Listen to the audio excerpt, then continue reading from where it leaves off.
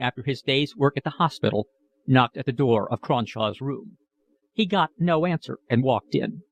Cronshaw was lying huddled up on one side, and Philip went up to the bed. He did not know whether Cronshaw was asleep or merely lay there in one of his uncontrollable fits of irritability. He was surprised to see that his mouth was open. He touched his shoulder. Philip gave a cry of dismay. He slipped his hand under Cronshaw's shirt and felt his heart. He did not know what to do. Helplessly, because he had heard of this being done, he held a looking-glass in front of his mouth. It startled him to be alone with Cronshaw. He had his hat and coat still on, and he ran down the stairs into the street. He hailed a cab and drove to Harley Street. Dr. Tyrrell was in. "I say, would you mind coming at once? I think Cronshaw's dead. If he is, it's not much good my coming, is it?"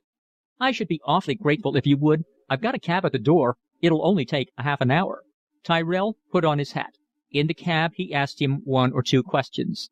"He seemed no worse than usual when I left this morning," said Philip. "It gave me an awful shock when I went in just now, and the thought of his dying all alone. Do you think he knew he was going to die?" Philip remembered what Cronshaw had said. He wondered whether at the last moment he had been seized with the terror of death.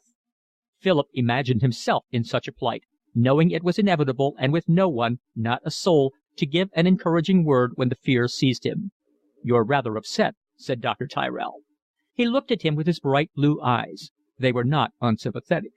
When he saw Cronshaw, he said he must have been dead for some hours. "I should think he died in his sleep.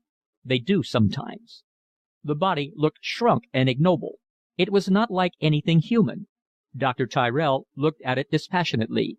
With a mechanical gesture he took out his watch. "Well, I must be getting along. I'll send the certificate round. I suppose you'll communicate with the relatives?" "I don't think there are any," said Philip. "How about the funeral?" "Oh, I'll see to that." Dr. Tyrrell gave Philip a glance. He wondered whether he ought to offer a couple of sovereigns towards it. He knew nothing of Philip's circumstances. Perhaps he could well afford the expense. Philip might think it impertinent if he made any suggestion. "Well, let me know if there's anything I can do," he said. Philip and he went out together, parting on the doorstep, and Philip went to a telegraph office in order to send a message to Leonard Upjohn. Then he went to an undertaker whose shop he passed every day on his way to the hospital. His attention had been drawn to it often by the three words in silver lettering on a black cloth which, with two model coffins, adorned the window: economy, celerity, propriety. They had always diverted him. The undertaker was a little fat Jew with curly black hair, long and greasy, in black, with a large diamond ring on a podgy finger. He received Philip with a peculiar manner formed by the mingling of his natural blatancy with the subdued air proper to his calling. He quickly saw that Philip was very helpless and promised to send round a woman at once to perform the needful offices. His suggestions for the funeral were very magnificent, and Philip felt ashamed of himself when the undertaker seemed to think his objections mean. It was horrible to haggle on such a matter, and finally Philip consented to an expensiveness which he could ill afford. "I quite understand, sir," said the undertaker. "You don't want any show in that. I'm not a believer in ostentation myself, mind you, but you want it done gentlemanly-like. You leave it to me. I'll do it as cheap as it can be done, having regard to what's right and proper. I can't say more than that, can I?" Philip went home to eat his supper, and while he ate the woman came along to lay out the corpse. Presently a telegram arrived from Leonard Upjohn. "Shocked and grieved beyond measure. Regret cannot come tonight. Dining out. With you early tomorrow. Deepest sympathy, Upjohn." In a little while the woman knocked at the door of the sitting room. "I've done now, sir. Will you come and look at him and see it's all right?" Philip followed her. Cronshaw was laying on his back with his eyes closed and his hands folded piously across his chest. "You ought by rights to 'ave a few flowers, sir." "I'll get some tomorrow." She gave the body a glance of satisfaction. She had performed her job, and now she rolled down her sleeves, took off her apron, and put on her bonnet. Philip asked her how much she owed her. "Well, sir, some give me 2 and 6 and some give me 5 shillings." Philip was ashamed to give her less than the larger sum. She thanked him with just so much effusiveness as was seemly in presence of the grief he might be supposed to feel, and left him. Philip went back into his sitting room, cleared away the remains of his supper, and sat down to read Walsham's Surgery. He found it difficult. He was singularly nervous. When there was a sound on the stairs, he jumped, and his heart beat violently. That thing in the adjoining room, which had been a man and now was nothing, frightened him. The silence seemed alive, as if some mysterious movement were taking place within it. The presence of death weighed upon these rooms, unearthly and terrifying. Philip felt a sudden horror for what had once been his friend.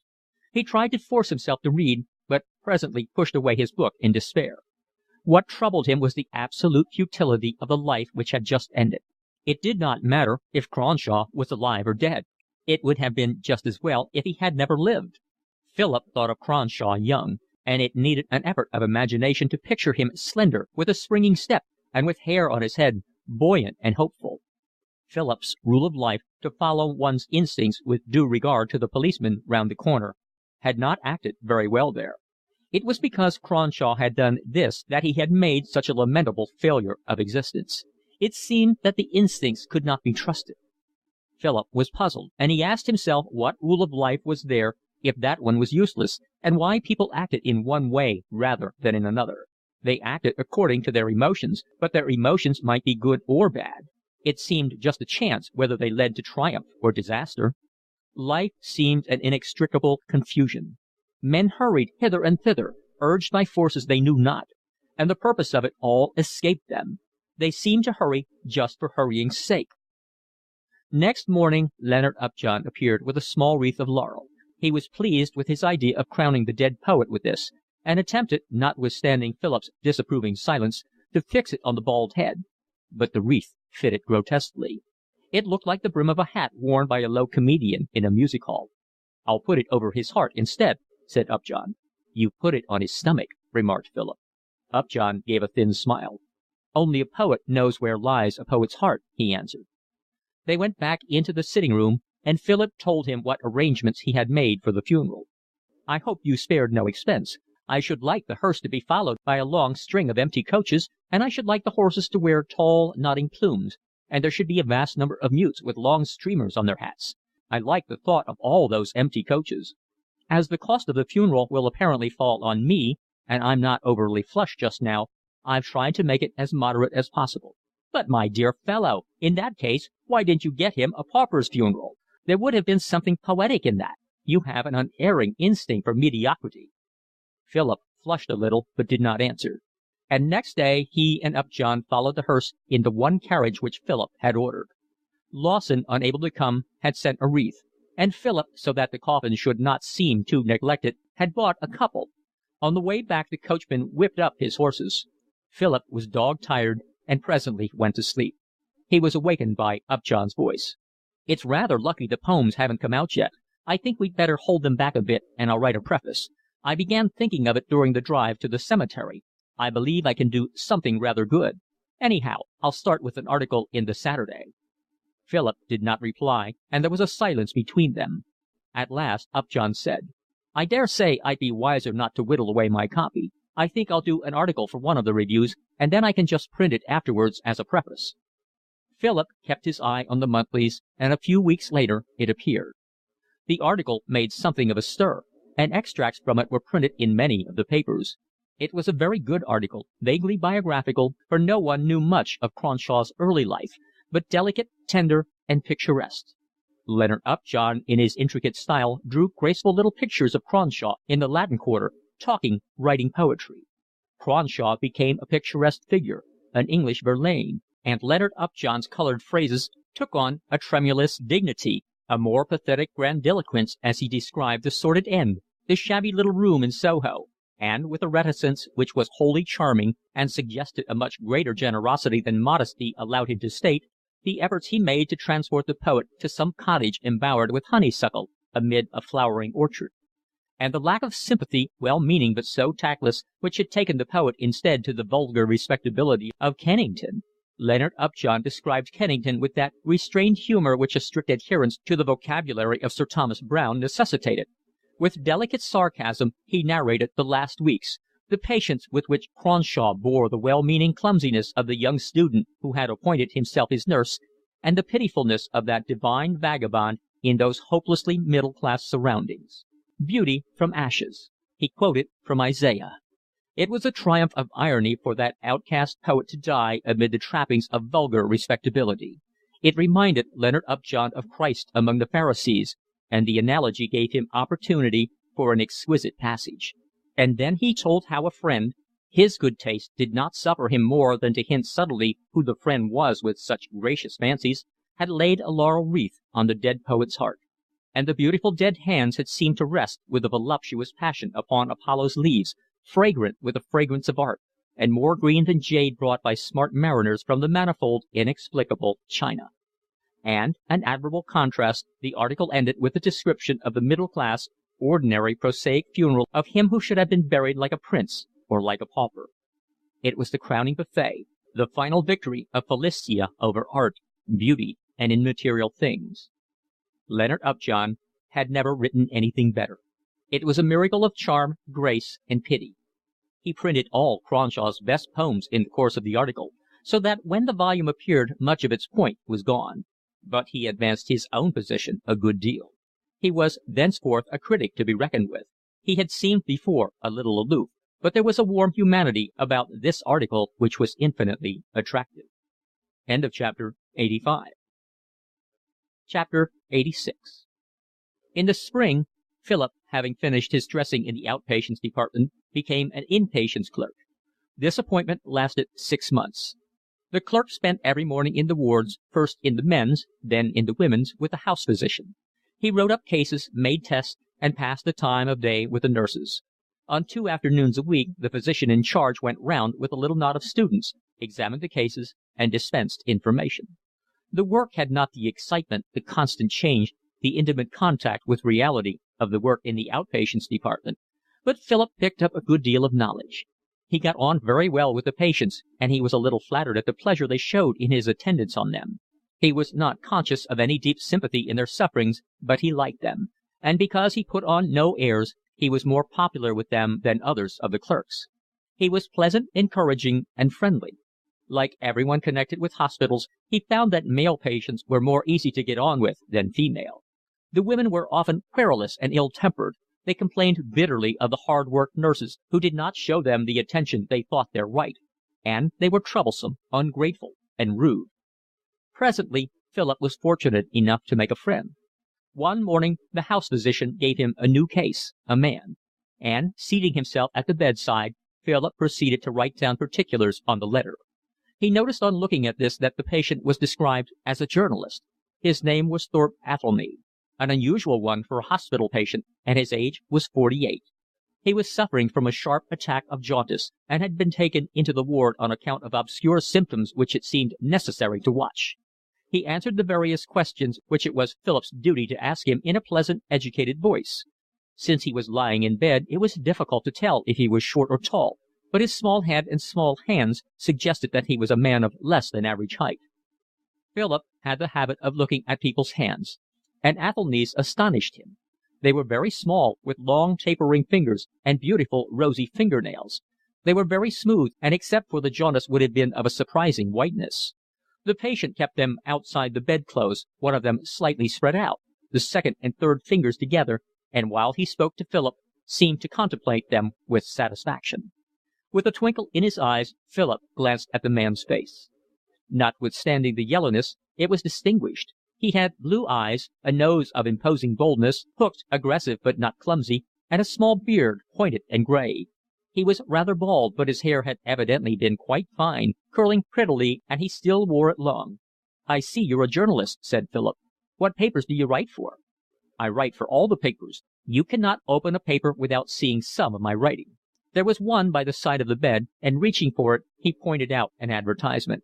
In large letters was the name of a firm well known to Philip, Lynn and Sedley, Regent Street, London, and below, in type smaller but still of some magnitude, was the dogmatic statement: "Procrastination is the thief of time."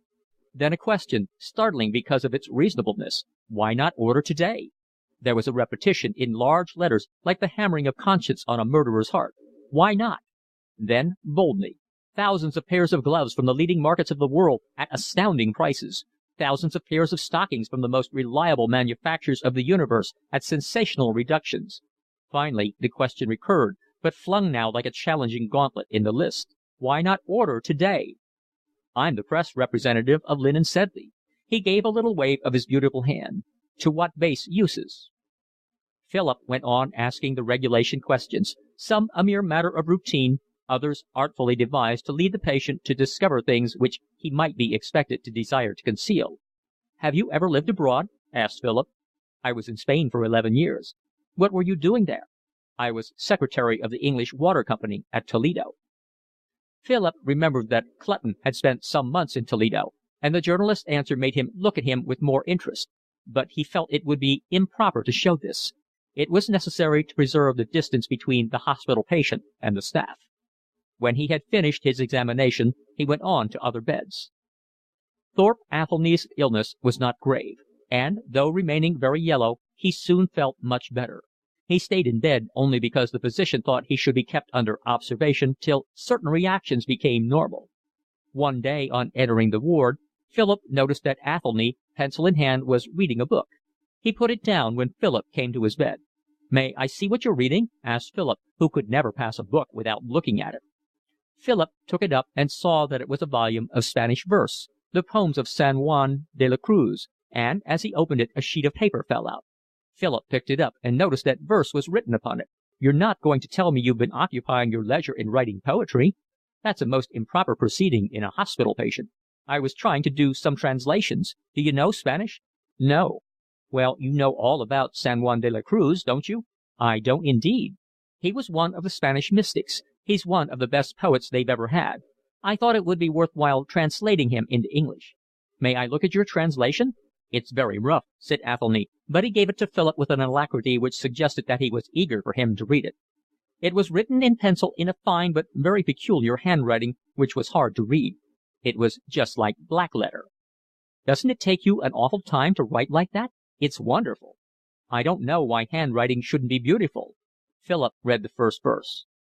"In an obscure night, with anxious love inflamed, O happy lot, forth unobserved I went, my house being now at rest."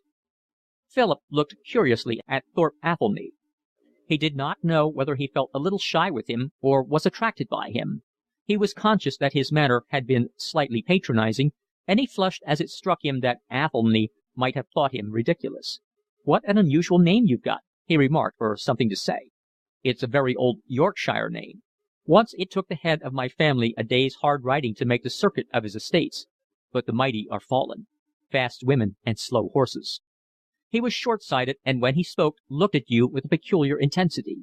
He took up his volume of poetry. "You should read Spanish," he said. "It is a noble tongue. It has not the mellifluousness of Italian. Italian is the language of tenors and organ grinders, but it has grandeur.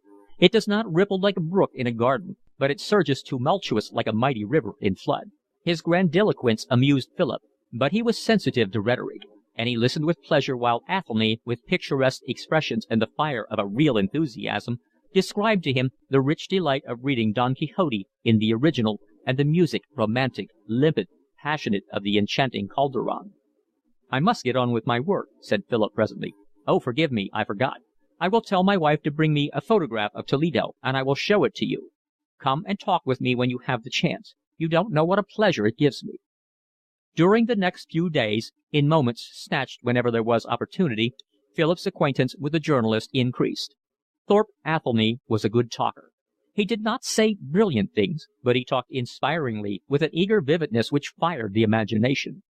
Philip, living so much in a world of make-believe, found his fancy teeming with new pictures. Athelny had very good manners. He knew much more than Philip, both of the world and of books. He was a much older man, and the readiness of his conversation gave him a certain superiority, but he was in the hospital a recipient of charity, subject to strict rules, and he held himself between the two positions with ease and humour. Once Philip asked him why he had come to the hospital. "Oh, my principle is to profit by all the benefits that society provides. I take advantage of the age I live in. When I'm ill, I get myself patched up in a hospital, and I have no false shame, and I send my children to be educated at the board school." "Do you really?" said Philip. "And a capital education they get too, much better than I got at Winchester. How else do you think I could educate them at all? I've got 9. You must come and see them all when I get home again. Will you?" "I'd like to, very much," said Philip. Chapter 87. 10 days later Thorpe Athelny was well enough to leave the hospital. He gave Philip his address, and Philip promised to dine with him at 1 o'clock on the following Sunday. Athelny had told him that he lived in a house built by Inigo Jones. He had raved, as he raved over everything, over the balustrade of old oak, and when he came down to open the door for Philip, he made him at once admire the elegant carving of the lintel. It was a shabby house, badly needing a coat of paint, but with the dignity of its period, in a little street between Chancery Lane and Holborn, which had once been fashionable, but was now little better than a slum. There was a plan to pull it down in order to put up handsome offices. Meanwhile, the rents were small, and Athelny was able to get the 2 upper floors at a price which suited his income. Philip had not seen him up before, and was surprised at his small size. He was not more than 5 feet and 5 inches high. He was dressed fantastically in blue linen trousers, of the sort worn by working men in France, and a very old brown velvet coat. He wore a bright red sash round his waist, a low collar, and for tie a flowing bow of the kind used by the comic Frenchman in the pages of Punch. He greeted Philip with enthusiasm. He began talking at once of the house, and passed his hand lovingly over the balusters. "Look at it, feel it, it's like silk. What a miracle of grace, and in 5 years the housebreaker will sell it for firewood." He insisted on taking Philip into a room on the first floor, where a man in shirt sleeves, a blousy woman, and 3 children were having their Sunday dinner. "I've just brought this gentleman in to show him your ceiling. Did you ever see anything so wonderful? How are you, Mrs. Hodgson? This is Mr. Carey, who looked after me when I was in the hospital." "Come in, sir," said the man. "Any friend of Mr. Athelny's is welcome. Mr. Athelny shows the ceiling to all his friends, and it don't matter what we're doing, if we're in bed or if I'm 'aving a wash, in he comes." Philip could see that they looked upon Athelny as a little queer, but they liked him none the less, and they listened open-mouthed while he discoursed with his impetuous fluency on the beauty of the 17th century ceiling. "What a crime to pull this down, eh, Hodgson? You're an influential citizen. Why don't you write to the papers and protest?" The man in shirt sleeves gave a laugh and said to Philip, "Mr. Athelny will 'ave his little joke. They do say these houses are that insanitory, it's not safe to live in them." "Sanitation be damned. Give me art," cried Athelny. "I've got 9 children and they thrive on bad drains. No, I'm not going to take any risk. None of your newfangled notions for me. When I move from here, I'm going to make sure the drains are bad before I take anything." There was a knock at the door, and a little fair-haired girl opened it. "Daddy, Mummy says do stop talking and come and eat your dinner." "This is my 3rd daughter," said Athelny, pointing to her with a dramatic forefinger. "She is called Maria del Pilar, but she answers more willingly to the name of Jane. Jane, your nose wants blowing." "I haven't got a hanky, Daddy." "Tut, tut, child," he answered, as he produced a vast brilliant bandana. "What do you suppose the Almighty gave you fingers for?" They went upstairs, and Philip was taken into a room with walls panelled in dark oak. In the middle was a narrow table of teak on trestle legs, with 2 supporting bars of iron, of the kind called in Spain mesa de jerarquí. They were to dine there, for 2 places were laid, and there were 2 large armchairs, with broad flat arms of oak and leathern backs, and leathern seats. They were severe, elegant, and uncomfortable. The only other piece of furniture was a bargueno, elaborately ornamented with gilt ironwork on a stand of ecclesiastical design, roughly but very finely carved. There stood on this 2 or 3 lustre plates, much broken but rich in colour, and on the walls were old masters of the Spanish school in beautiful though dilapidated frames. Though gruesome in subject, ruined by age and bad treatment, and second-rate in their conception, they had a glow of passion. There was nothing in the room of any value, but the effect was lovely. It was magnificent and yet austere. Philip felt it offered the very spirit of old Spain. Athelny was in the middle of showing him the inside of the bargueno, with its beautiful ornamentation and secret drawers, when a tall girl with 2 plaits of bright brown hair hanging down her back came in. "Mother says dinner's ready and waiting, and I'm to bring it in as soon as you sit down. Come and shake hands with Mr. Carey, Sally." He turned to Philip. "Isn't she enormous? She's my eldest. How old are you, Sally?" 15, father, come next June. I christened her Maria del Sol because she was my first child, and I dedicated her to the glorious son of Castile, but her mother calls her Sally, and her brother Pudding Face." The girl smiled shyly. She had even white teeth and blushed. She was well set up, tall for her age, with pleasant gray eyes and a broad forehead. She had red cheeks. "Go and tell your mother to come in and shake hands with Mr. Carey before he sits down." "Mother says she'll come in after dinner. She hasn't washed herself yet." "Then we'll go in and see her ourselves. He mustn't eat the Yorkshire pudding till he's shaken the hand that made it." Philip followed his host into the kitchen. It was small and much overcrowded. There had been a lot of noise, but it stopped as soon as the stranger entered. There was a large table in the middle, and round it, eager for dinner, were seated Athelny's children. A woman was standing at the oven, taking out baked potatoes one by one. "Here's Mr. Carey, Betty," said Athelny. "Fancy bringing him in here. What will he think?" She wore a dirty apron, and the sleeves of her cotton dress were turned up above her elbows. She had curling pins in her hair. Mrs. Athelny was a large woman, a good 3 inches taller than her husband, fair, with blue eyes and a kindly expression.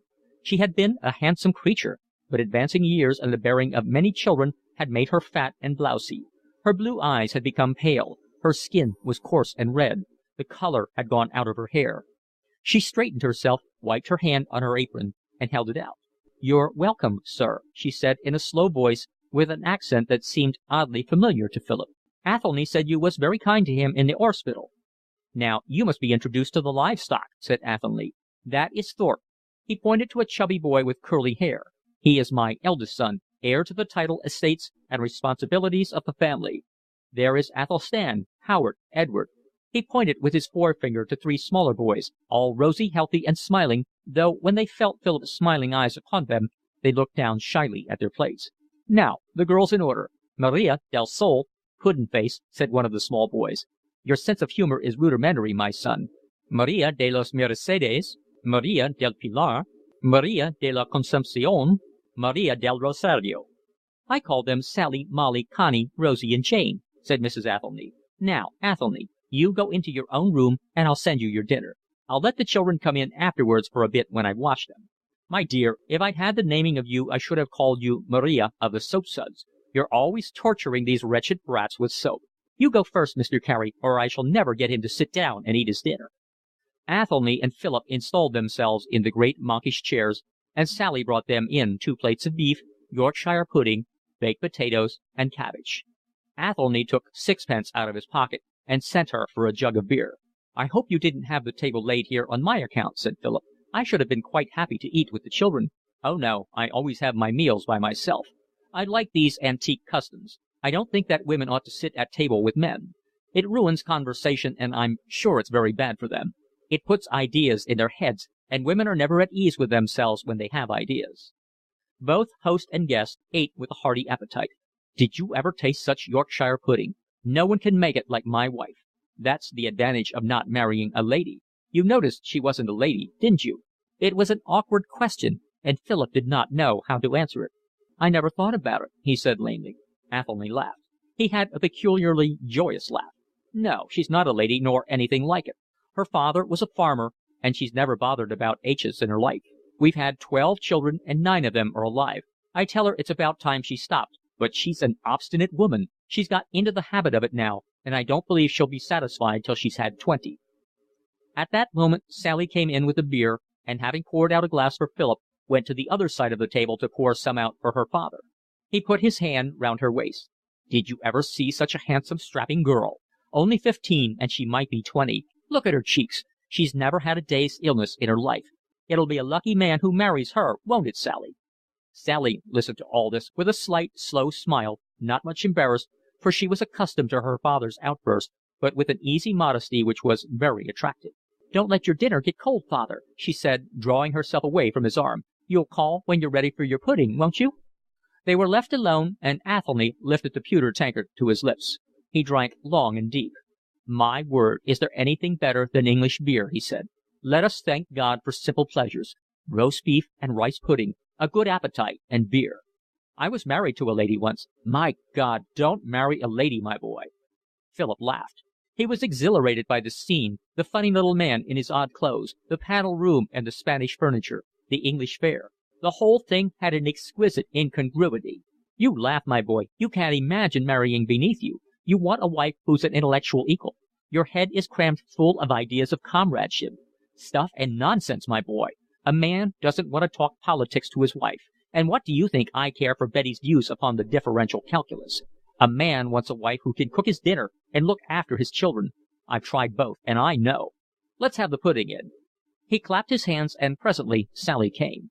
When she took away the plates, Philip wanted to get up and help her, but Athelny stopped him. "Let her alone, my boy. She doesn't want you to fuss about, do you, Sally? And she won't think it rude of you to sit still while she waits upon you.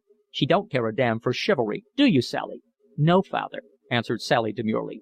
"Do you know what I'm talking about, Sally?" "No, father. But you know mother doesn't like you to swear." Athelny laughed boisterously. Sally brought them plates of rice pudding, rich and creamy and luscious. Athelny attacked his with gusto. "One of the rules of this house is that Sunday dinner should never alter. It is a ritual. Roast beef and rice pudding for 50 Sundays in the year. On Easter Sunday, lamb and green peas, and at Michaelmas, roast goose and apple sauce. Thus we preserve the traditions of our people. When Sally marries, she will forget many of the wise things I have taught her. But she will never forget that if you want to be good and happy, you must eat on Sundays roast beef and rice pudding." "You'll call when you're ready for cheese?" said Sally impassively.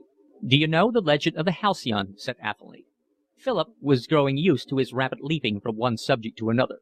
"When the kingfisher, flying over the sea, is exhausted, his mate places herself beneath him and bears him along upon her stronger wings. That is what a man wants in a wife, the halcyon. I lived with my first wife for 3 years. She was a lady, she had 1,500 a year, and we used to give nice little dinner parties in our little red brick house in Kensington. She was a charming woman, they all said so, the barristers and their wives who dined with us, and the literary stockbrokers, and the budding politicians. Oh, she was a charming woman. She made me go to church in a silk hat and a frock coat. She took me to classical concerts, and she was very fond of lectures on Sunday afternoon. And she sat down to breakfast every morning at 8:30, and if I was late breakfast was cold.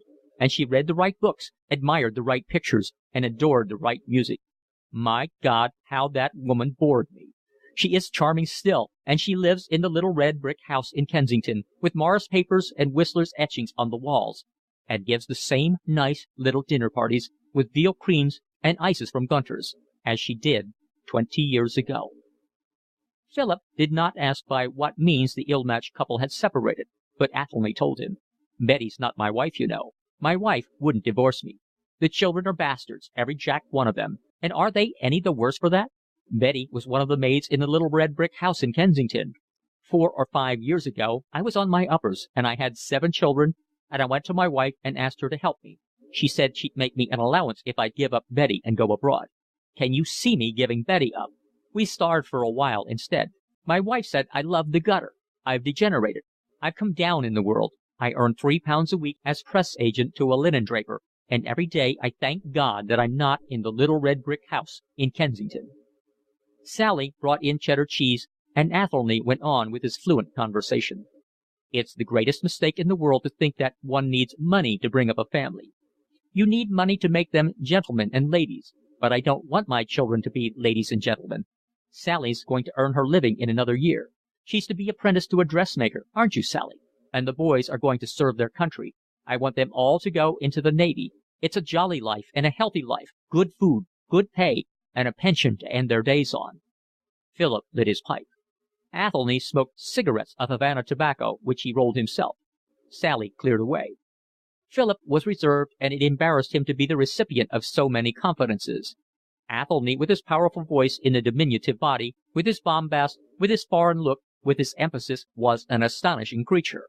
He reminded Philip a good deal of Cronshaw. He appeared to have the same independence of thought, the same bohemianism, but he had an infinitely more voracious temperament. His mind was coarser, and he had not that interest in the abstract which made Cronshaw's conversation so captivating. Athelny was very proud of the county family to which he belonged. He showed Philip photographs of an Elizabethan mansion, and told him, "The Athelnys have lived there for 7 centuries, my boy. Ah, if you saw the chimney pieces and the ceilings!" There was a cupboard in the wainscoting, and from this he took a family tree. He showed it to Philip with childlike satisfaction. It was indeed imposing. "You see how the family names recur? Thorpe, Athelstan, Harold, Edward. I've used the family names for my son. And the girls, you see, I've given Spanish names to." An uneasy feeling came to Philip that possibly the whole story was an elaborate imposture, not told with any base motive, but merely from a wish to impress, startle, and amaze. Athelny had told him that he was at Winchester, but Philip, sensitive to differences of manner, did not feel that his host had the characteristics of a man educated at a great public school. While he pointed out the great alliances which his ancestors had formed, Philip amused himself by wondering whether Athelny was not the son of some tradesman in Winchester, auctioneer or coal merchant, and whether a similarity of surname was not his only connection with the ancient family whose tree he was displaying. End of chapter 87. Recording by of Human Bondage by W. Somerset Maugham. Chapter 88. There was a knock at the door, and a troop of children came in. They were clean and tidy now.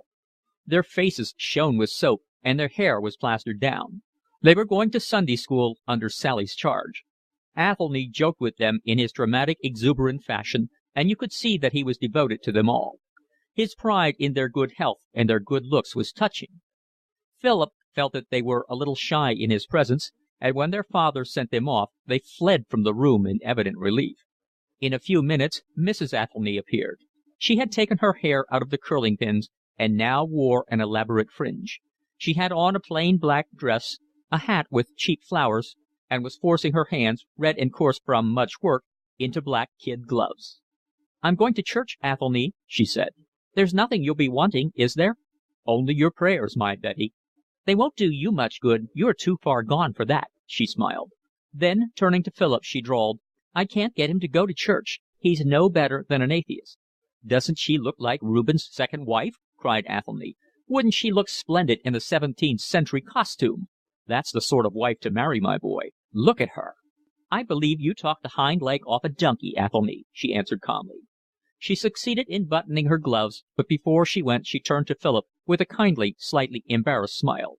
"You'll stay to tea, won't you? Athelny likes someone to talk to, and it's not often he gets anybody who's clever enough."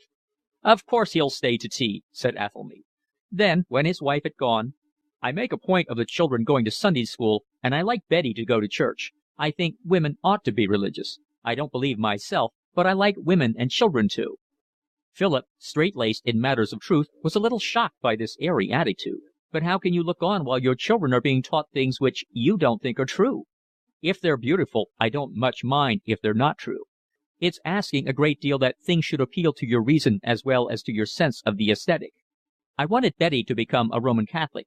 I should have liked to see her converted in a crown of paper flowers, but she's hopelessly Protestant. Besides, religion is a matter of temperament.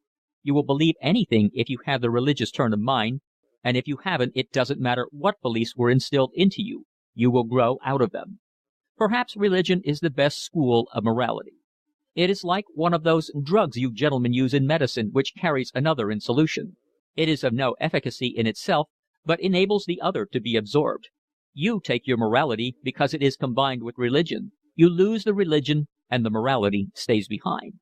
A man is more likely to be a good man if he has learned goodness through the love of God than through a perusal of Herbert Spencer."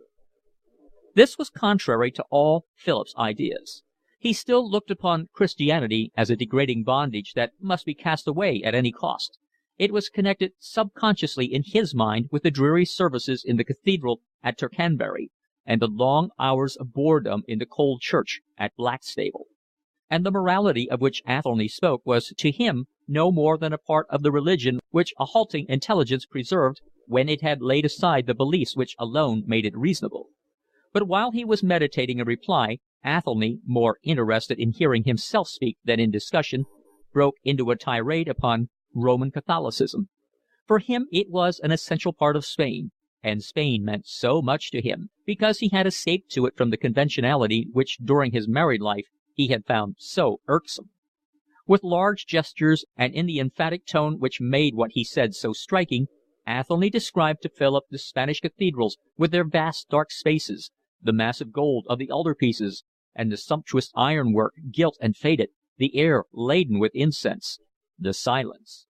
Philip almost saw the canons in their short surplices of lawn, the acolytes in red, passing from the sacristy to the choir. He almost heard the monotonous chanting of vespers. The names which Athelny mentioned, Avila, Tarragona, Saragossa, Segovia, Cordova, were like trumpets in his heart. He seemed to see the great gray piles of granite set in old Spanish towns, and a landscape tawny, wild, and windswept. "I always thought I should love to go to Seville," he said casually, when Athelny, with one hand dramatically uplifted, paused for a moment. "Seville?" cried Athelny. "No, no, don't go there. Seville! It brings to mind girls dancing with castanets, singing in gardens by the Guadalquivir, bullfights, orange blossom, mantillas, montones de Manila. It is the Spain of comic opera and Montmartre. Its facile charm can offer permanent entertainment only to an intelligence which is superficial. Théophile Gautier got out of Seville all that it has to offer. We who come after him can only repeat his sensations. He put large fat hands on the obvious, and there is nothing but the obvious there, and it is all finger-marked and frayed. Murillo is its painter. Athelny got up from his chair, walked over to the Spanish cabinet, let down the front with its great gilt hinges and gorgeous lock, and displayed a series of little drawers. He took out a bundle of photographs. "Do you know El Greco?" he asked. "Oh, I remember one of the men in Paris was awfully impressed by him." El Greco was the painter of Toledo. Betty couldn't find the photograph I wanted to show you. It's a picture that El Greco painted of the city he loved, and it's truer than any photograph. Come and sit at the table." Philip dragged his chair forward, and Athelny set the photograph before him. He looked at it curiously, for a long time, in silence. He stretched out his hand for other photographs, and Athelny passed them to him. He had never before seen the work of that enigmatic master, and at the first glance he was bothered by the arbitrary drawing. The figures were extraordinarily elongated. The heads were very small. The attitudes were extravagant. This was not realism, and yet, even in the photographs you had the impression of a troubling reality. Athelny was describing eagerly, with vivid pleasures, but Philip only heard vaguely what he said. He was puzzled. He was curiously moved. These pictures seemed to offer some meaning to him, but he did not know what the meaning was. There were portraits of men with large, melancholy eyes, which seemed to say you knew not what.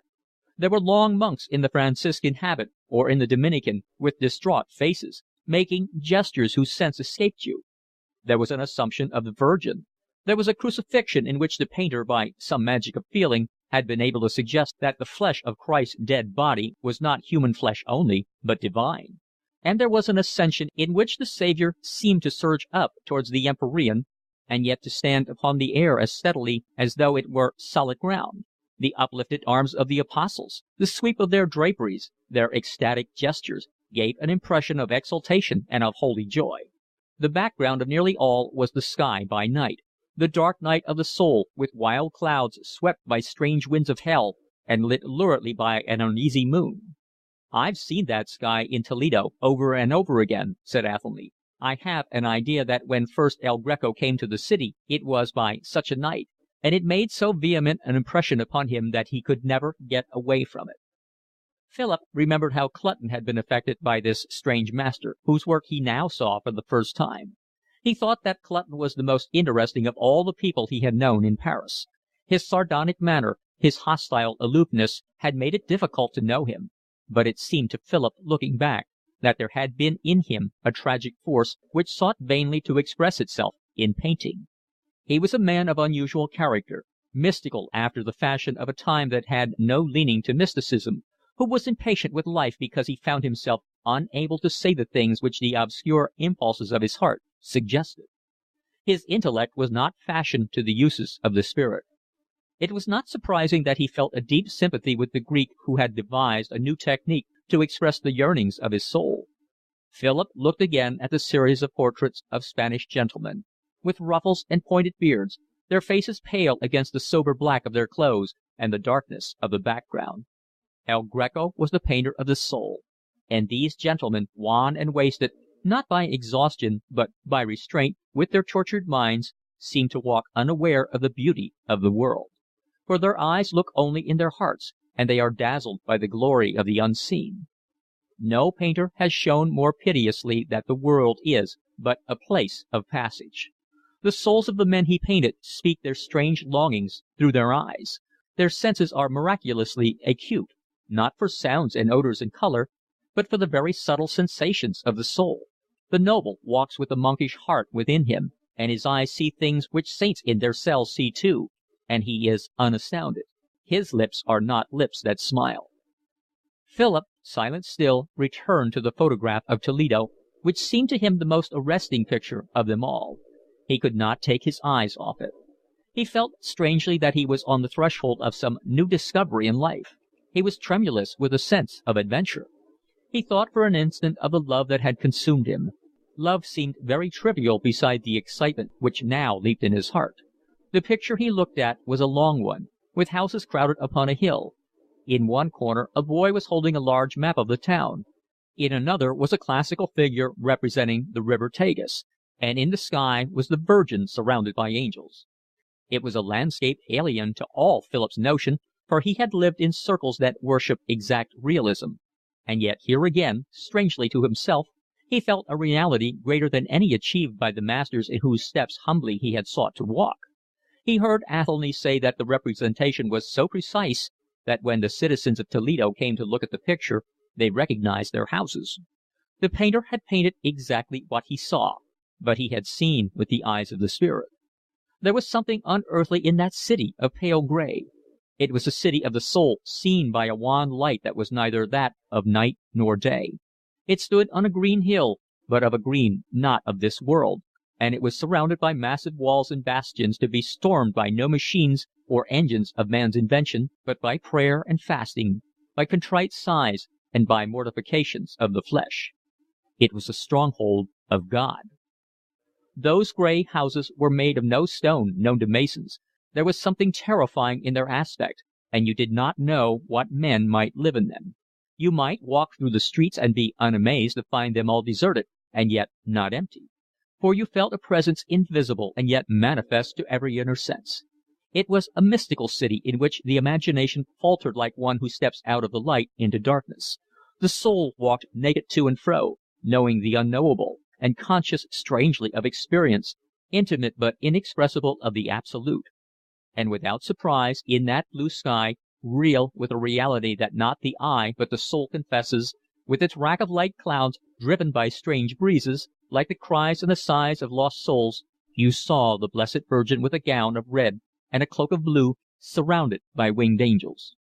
Philip felt that the inhabitants of that city would have seen the apparition without astonishment, reverent and thankful, and have gone their ways. Athelny spoke of the mystical writers of Spain, of Teresa de Avila, San Juan de la Cruz, Fray Luis de Leon. In all of them was that passion for the unseen which Philip felt in the pictures of El Greco. They seemed to have the power to touch the incorporeal and see the invisible. They were Spaniards of their age, in whom were tremulous all the mighty exploits of a great nation. Their fancies were rich with the glories of America and the green islands of the Caribbean Sea. In their veins was the power that had come from age-long battling with the Moor. They were proud, for they were masters of the world, and they felt in themselves the wide distances, the tawny wastes, the snow-capped mountains of Castile, the sunshine and the blue sky, and the flowering plains of Andalusia. Life was passionate and manifold, and because it offered so much, they felt a restless yearning for something more. Because they were human, they were unsatisfied, and they threw this eager vitality of theirs into a vehement striving after the ineffable. Athelny was not displeased to find someone to whom he could read the translations with which for some time he had amused his leisure, and in his fine, vibrating voice he recited the Canticle of the Soul and Christ her Lover, the lovely poem which begins with the words, En una noche escura, en la noche serena of Fray Luis de Leon. He had translated them quite simply, not without skill, and he had found words which at all events suggested the rough-hewn grandeur of the original. The pictures of El Greco explained them, and they explained the pictures. Philip had cultivated a certain disdain for idealism. He had always had a passion for life, and the idealism he had come across seemed to him for the most part a cowardly shrinking from it. The idealist withdrew himself because he could not suffer the jostling of the human crowd. He had not the strength to fight, and so called the battle vulgar. He was vain, and since his fellows would not take him at his own estimate, consoled himself with despising his fellows. For Philip his type was Hayward. Fair, languid, too fat now, and rather bald, still cherishing the remains of his good looks, and still delicately proposing to do exquisite things in the uncertain future. And at the back of this were whiskey and vulgar amours of the street. It was in reaction from what Hayward represented that Philip clamored for life as it stood. Sordidness, vice, deformity did not offend him. He declared that he wanted man in his nakedness, and he rubbed his hands when an instance came before him of meanness, cruelty, selfishness, or lust. That was the real thing. In Paris he had learned that there was neither ugliness nor beauty, but only truth. The search after beauty was sentimental. Had he not painted an advertisement of chocolat Menier in a landscape in order to escape from the tyranny of prettiness? But here he seemed to divine something new. He had been coming to it, all hesitating, for some time, but only now was conscious of the fact. He felt himself on the brink of a discovery. He felt vaguely that here was something better than the realism which he had adored. But certainly it was not the bloodless idealism which stepped aside from life in weakness. It was too strong. It was virile.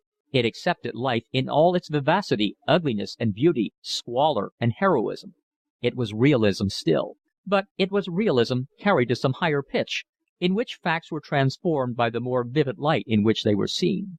He seemed to see things more profoundly through the grave eyes of those dead noblemen of Castile, and the gestures of the saints, which at first had seemed wild and distorted, appeared to have some mysterious significance.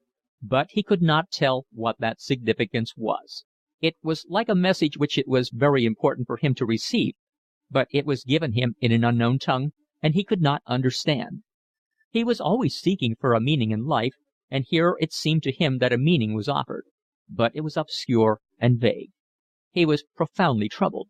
He saw what looked like the truth as by flashes of lightning on a dark stormy night you might see a mountain range.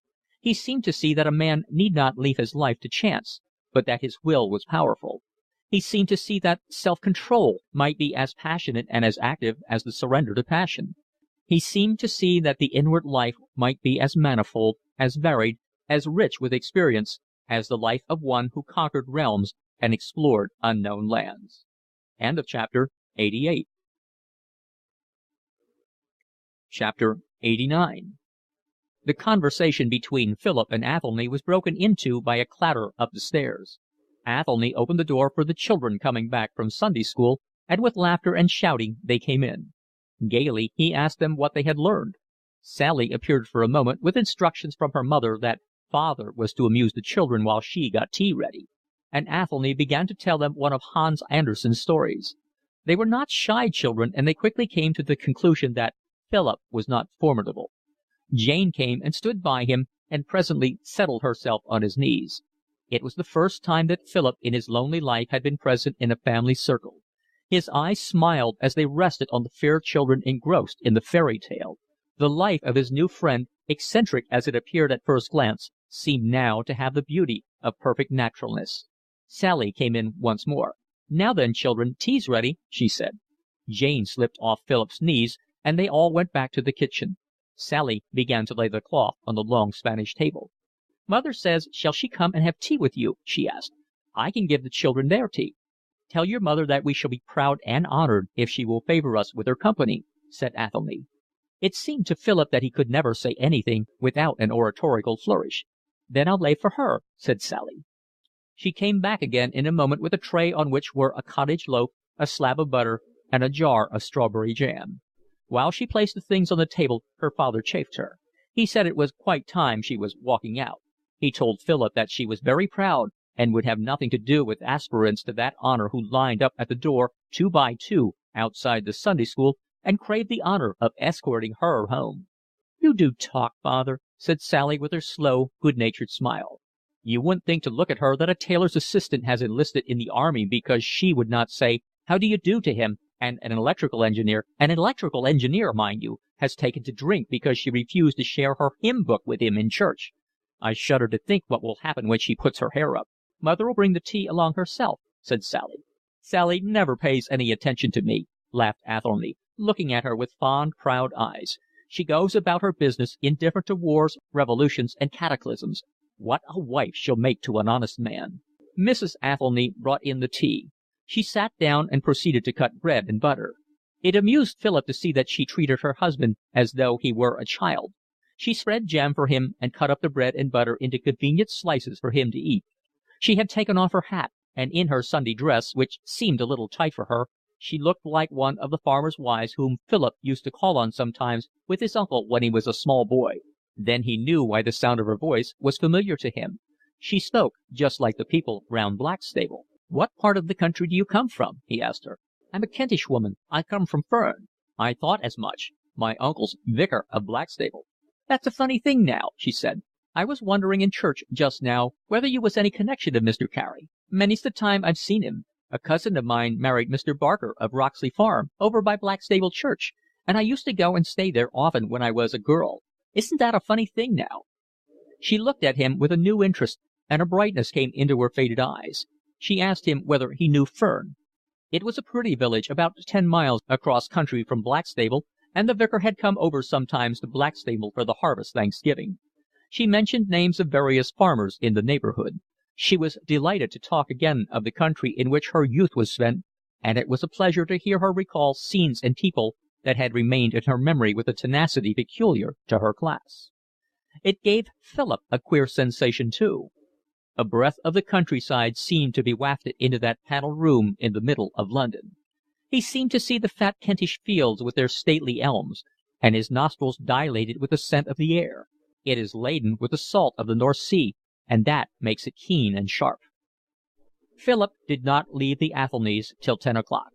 The children came in to say good night at 8, and quite naturally put up their faces for Philip to kiss. His heart went out to them. Sally only held out her hand. "Sally never kisses gentlemen till she's seen them twice," said her father. "You must ask me again, then," said Philip. "You mustn't take any notice of what father says," remarked Sally with a smile. "She's a most self-possessed young woman," added her parent. They had supper of bread and cheese and beer, while Mrs. Athelny was putting the children to bed, and when Philip went into the kitchen to bid her good night (she had been sitting there, resting herself and reading the Weekly Dispatch), she invited him cordially to come again. "There's always a good dinner on Sundays so long as Athelny's in work," she said, "and it's a charity to come and talk to him." On the following Saturday Philip received a postcard from Athelny saying that they were expecting him to dinner next day. But fearing their means were not so much that Mr. Athelny would desire him to accept, Philip wrote back that he would only come to tea. He bought a large plum cake so that his entertainment should cost nothing. He found the whole family glad to see him, and the cake completed his conquest of the children. He insisted that they should all have tea together in the kitchen, and the meal was noisy and hilarious. Soon Philip got into the habit of going to Athelny's every Sunday. He became a great favourite with the children because he was simple and unaffected, and because it was so plain that he was fond of them. As soon as they heard his ring at the door, one of them popped a head out of window to make sure it was he, and then they all rushed downstairs tumultuously to let him in. They flung themselves into his arms. At tea they fought for the privilege of sitting next to him.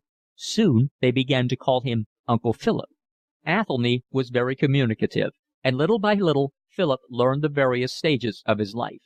He had followed many occupations, and it occurred to Philip that he managed to make a mess of everything he attempted. He had been on a tea plantation in Ceylon, and a traveller in America for Italian wines. His secretaryship of the water company in Toledo had lasted longer than any of his employments. He had been a journalist and for some time had worked as police court reporter for an evening paper. He had been sub-editor of a paper in the Midlands and editor of another on the Riviera. From all his occupations he had gathered amusing anecdotes, which he told with a keen pleasure in his own powers of entertainment. He had read a great deal, chiefly delighting in books which were unusual, and he poured forth his stories of abstruse knowledge with childlike enjoyment of the amazement of his hearers. 3 or 4 years before, abject poverty had driven him to take the job of press representative to a large firm of drapers, and though he felt the work unworthy his abilities, which he rated highly, the firmness of his wife and the needs of his family had made him stick to it. End of chapter 89. Chapter 90.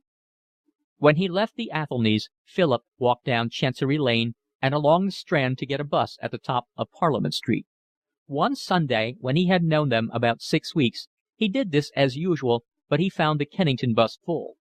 It was June, but it had rained during the day, and the night was raw and cold. He walked up to Piccadilly Circus in order to get a seat. The bus waited at the fountain, and when it arrived there seldom had more than 2 or 3 people in it. This service ran every quarter of an hour, and he had some time to wait. He looked idly at the crowd. The public houses were closing, and there were many people about. His mind was busy with the ideas Athelny had the charming gift of suggesting. Suddenly his heart stood still. He saw Mildred. He had not thought of her for weeks. She was crossing over from the corner of Shaftesbury Avenue and stopped at the shelter till a string of cabs passed by. She was watching her opportunity and had no eyes for anything else. She wore a large black straw hat with a mass of feathers on it and a black silk dress. At that time it was fashionable for women to wear trains. The road was clear, and Mildred crossed, her skirt trailing on the ground, and walked down Piccadilly. Philip, his heart beating excitedly, followed her. He did not wish to speak to her, but he wondered where she was going at that hour. He wanted to get a look at her face. She walked slowly along and turned down Eyre Street and so got through into Regent Street. She walked up again towards the Circus. Philip was puzzled. He could not make out what she was doing. Perhaps she was waiting for somebody, and he felt a great curiosity to know who it was. She overtook a short man in a bowler hat who was strolling very slowly in the same direction as herself. She gave him a sidelong glance as she passed. He walked a few steps more till she came to Swan and Edgar's, then stopped and waited, facing the road. When the man came up, she smiled. The man stared at her for a moment, turned away his head, and sauntered on. Then Philip understood. He was overwhelmed with horror. For a moment he felt such a weakness in his legs that he could hardly stand. Then he walked after her quickly. He touched her on the arm. "Mildred." She turned round with a violent start. He thought that she reddened, but in the obscurity he could not see very well. For a while they stood and looked at one another without speaking. At last she said, "Fancy seeing you." He did not know what to answer. He was horribly shaken, and the phrases that chased one another through his brain seemed incredibly melodramatic. "It's awful," he gasped, almost to himself. She did not say anything more. She turned away from him and looked down at the pavement. He felt that his face was distorted with misery. "Is there anywhere we can go and talk?" "I don't want to talk," she said sullenly. "Leave me alone, can't you?" The thought struck him that perhaps she was in urgent need of money and could not afford to go away at that hour. "I've got a couple of sovereigns on me if you're hard up," he blurted out. "I don't know what you mean. I was just walking along here on my way back to my lodgings. I expected to meet one of the girls from where I work." "For God's sake, don't lie now," he said. Then he saw that she was crying, and he repeated his questions. "Can't we go and talk somewhere? Can't I come back to your rooms?" "No, you can't do that," she sobbed. "I'm not allowed to take gentlemen in there. If you like, I'll meet you tomorrow." He felt certain that she would not keep an appointment. He was not going to let her go. "No, you must take me somewhere now." "Well, there is a room I know, but they'll charge 6 shillings for it." "I don't mind that. Where is it?" She gave him the address, and he called a cab. They drove to a shabby street beyond the British Museum, in the neighbourhood of Gray's Inn Road, and she stopped the cab at the corner. "They don't like you to drive up to the door," she said. They were the first words either of them had spoken since getting into the cab.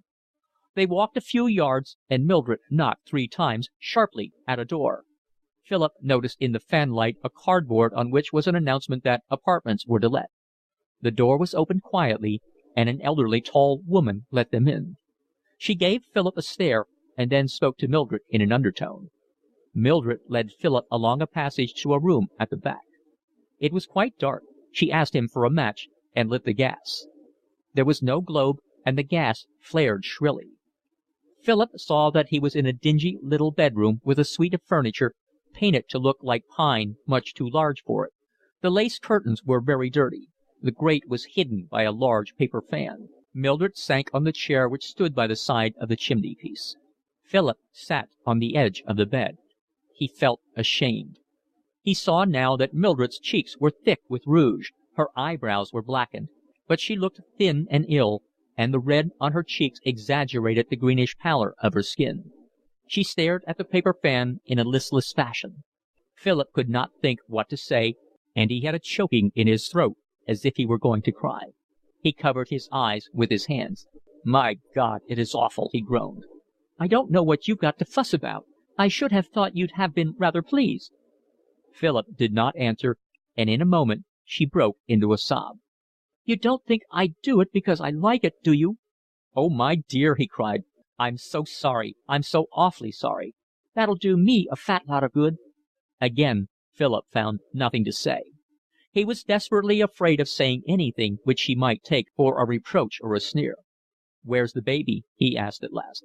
"I've got her with me in London. I haven't got the money to keep her on at Brighton, so I had to take her. I've got a room up Highbury way. I told them I was on the stage. It's a long way to have to come down to the West End every day, but it's a rare job to find anyone who'll let to ladies at all. Won't they take you back at the shop? I couldn't get any work to do anywhere. I walked my legs off looking for work. I did get a job once, but I was off for a week because I was queer, and when I went back they said they didn't want me any more. You can't blame them either, can you? Them places, they can't afford to have girls that aren't strong." "You don't look very well now," said Philip. "I wasn't fit to come out tonight, but I couldn't help myself. I wanted the money. I wrote to Emil and told him I was broke, but he never even answered the letter." "You might have written to me." "I didn't like to, not after what happened. And I didn't want you to know I was in difficulties.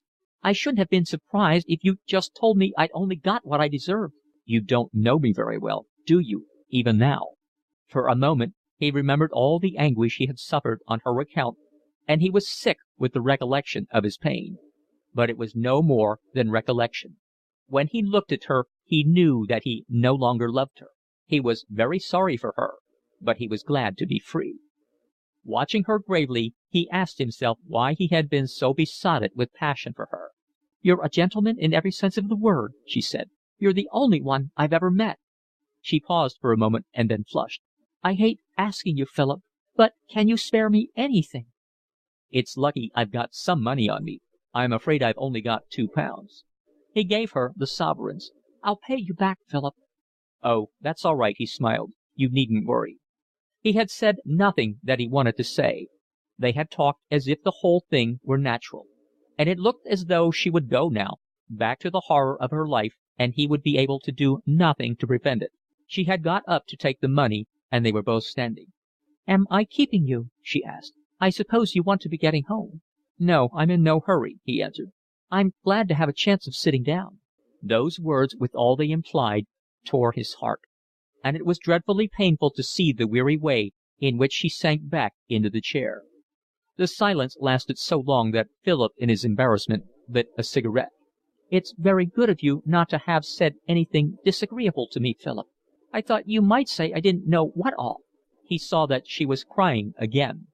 He remembered how she had come to him when Emil Miller had deserted her, and how she had wept. The recollection of her suffering and of his own humiliation seemed to render more overwhelming the compassion he felt now. "If I could only get out of it," she moaned. "I hate it so. I'm unfit for the life. I'm not the sort of girl for that. I'll do anything to get away from it. I'd be a servant if I could. Oh, I wish I was dead." And in pity for herself she broke down now completely. She sobbed hysterically, and her thin body was shaken. "Oh, you don't know what it is. Nobody knows till they've done it." Philip could not bear to see her cry. He was tortured by the horror of her position. "Poor child," he whispered. "Poor child." He was deeply moved. Suddenly he had an inspiration. It filled him with a perfect ecstasy of happiness. "Look here, if you want to get away from it, I've got an idea. I'm frightfully hard up just now. I've got to be as economical as I can. But I've got a sort of little flat now in Kennington, and I've got a spare room. If you like, you and the baby can come and live there. I pay a woman 3 and 6 a week to keep the place clean and to do a little cooking for me. You could do that, and your food wouldn't come to much more than the money I should save on her. It doesn't cost any more to feed 2 than 1, and I don't suppose the baby eats much." She stopped crying and looked at him. "Do you mean to say that you could take me back after all that's happened?" Philip flushed a little in embarrassment at what he had to say. "I don't want you to mistake me. I'm just giving you a room which doesn't cost me anything and your food. I don't expect anything more from you than that you should do exactly the same as the woman I have in does. Except for that, I don't want anything from you at all. I dare say you can cook well enough for that." She sprang to her feet and was about to come towards him. "You are good to me, Philip." "No, please stop where you are," he said hurriedly, putting out his hand as though to push her away. He did not know why it was, but he could not bear the thought that she should touch him. "I don't want to be anything more than a friend to you." "You are good to me," she repeated. "You are good to me." "Does that mean you'll come?" "Oh, yes, I'll do anything to get away from this. You'll never regret what you've done, Philip. Never. When can I come, Philip?" "You'd better come tomorrow." Suddenly she burst into tears again. "What on earth are you crying for now?" he smiled. "I'm so grateful to you. I don't know how I can ever make it up to you." "Oh, that's all right. You better go home now." He wrote out the address and told her that if she came at 5:30 he would be ready for her. It was so late that he had to walk home, but it did not seem a long way, for he was intoxicated with delight. He seemed to walk on air. End of chapter 90. Chapter 91. Next day he got up early to make the room ready for Mildred. He told the woman who had looked after him that he would not want her any more. Mildred came about 6, and Philip, who was watching from the window, went down to let her in and help her to bring up the luggage. It consisted now of no more than 3 large parcels wrapped in brown paper, for she had been obliged to sell everything that was not absolutely needful. She wore the same black silk dress she had worn the night before, and though she had now no rouge on her cheeks, there was still about her eyes the black which remained after a perfunctory wash in the morning. It made her look very ill. She was a pathetic figure as she stepped out of the cab with the baby in her arms. She seemed a little shy, and they found nothing but commonplace things to say to one another. "So you got here all right." "I've never lived in this part of London before." Philip showed her the room. It was that in which Cronshaw had died. Philip, though he thought it absurd, had never liked the idea of going back to it, and since Cronshaw's death he had remained in the little room, sleeping on a fold-up bed into which he had first moved, in order to make his friend comfortable. The baby was sleeping placidly. "You don't recognize her, I expect," said Mildred. "I've not seen her since we took her down to Brighton." "Where shall I put her? She's so heavy I can't carry her very long." "I'm afraid I haven't got a cradle," said Philip with a nervous laugh. "Oh, she'll sleep with me. She always does." Mildred put the baby in an armchair and looked round the room. She recognized most of the things which she had known in his old diggings. Only one thing was new, a head and shoulders of Philip which Lawson had painted at the end of the preceding summer. It hung over the chimney-piece.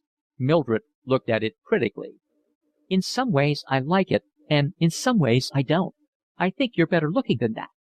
"Things are looking up," laughed Philip. "You've never told me I was good looking before." "I'm not one to worry myself about a man's looks. I don't like good-looking men. They're too conceited for me."